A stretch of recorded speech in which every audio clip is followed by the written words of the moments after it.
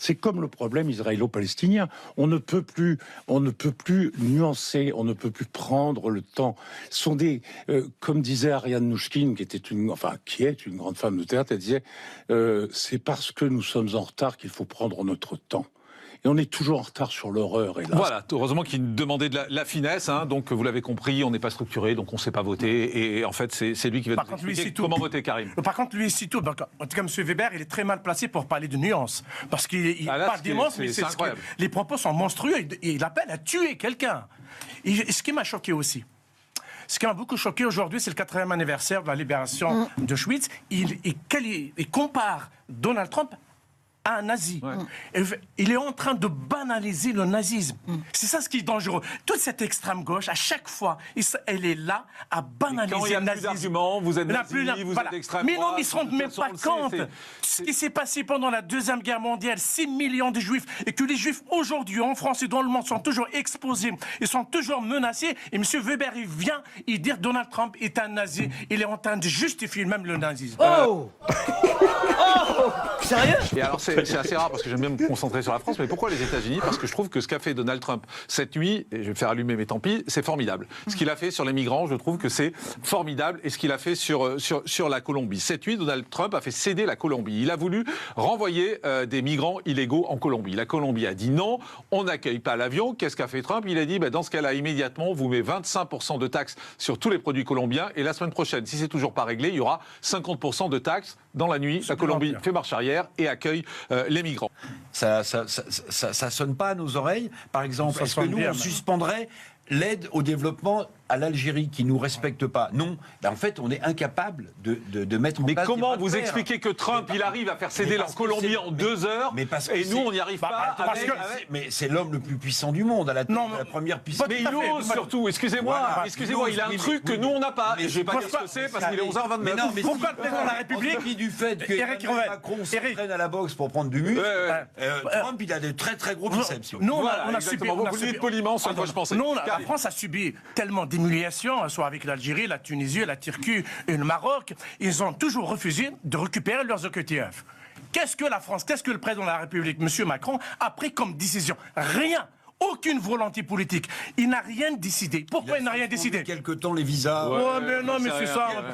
Pendant le Covid, pendant le Covid, il est passé à 50%. Ça a duré quelques mois. Et puis, on a ouvert quelques consulats supplémentaires en France. Et donc voilà, Monsieur le Président de la République, si je peux m'adresser à vous. Prenez exemple du président américain. Prenez des sanctions sévères. Les douanes. Augmenter les taxes sur les douanes. Et supprimer maximum du visa, vous le réduisez à 80-90%. Et surtout, tant que Boualem Sansal n'est pas libéré, et on doit prendre des sanctions sévères contre l'Algérie. S'il vous plaît. S'il vous plaît.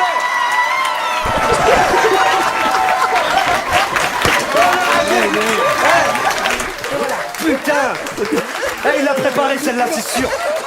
Là, elle est trop violente. Parce qu'un homme de liberté connu et reconnu est toujours en prison, et que nous, quand on expulse les OQTF et refuse de les récupérer, il faut sanctionner ce pays. On oublie tout sous le soleil de Mexico, on devient fou au son des rythmes tropicaux.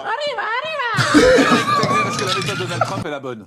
Mais c'est la bonne, et en plus c'est celle que souhaitent les gens. C'est-à-dire vous élisez un président, et le président, dans la foulée, il agit. Il ne va pas écouter Maître Roise qui va leur dire « Ah, c'est plus compliqué. J'aime beaucoup on ne peut pas faire ça. » Nous, on a des responsables politiques qui, systématiquement, quand ils sont élus, qu'est-ce qu'on attend d'eux? De voir quelles mains ils tendent, justement, à l'autre bord, et quelles concessions il va faire. Lui, il fait aucune concession, lui. Ça fait 8 ans qu'il dit la même chose. Et il fait quoi aussi? Il fait ce que vous ne faites pas. Ça veut dire qu'il établit clairement le lien entre immigration et insécurité. Il explique que c'est ce qui crée un danger pour les Américains, et donc il le met en top priorité. Pourquoi on ne le fait pas chez nous, au-delà du fait que l'Europe nous bloque, etc.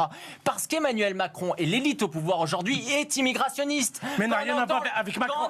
N'a rien à voir avec l'Europe. On ne peut pas se cacher.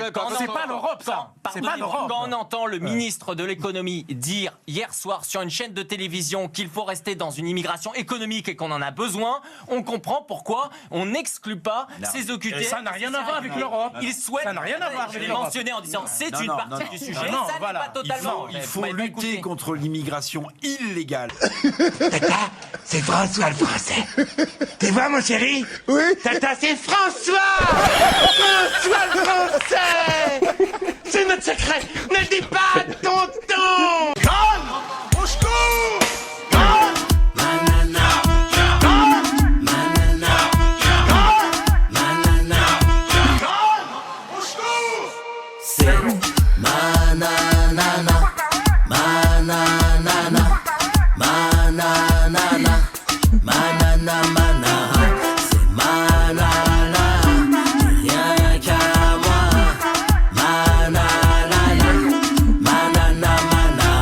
La chanson de l'été, Nana Manara de Nicolas Malone sur Spotify, iTunes, et bien sûr Deezer pour bouger, danser, se remuer.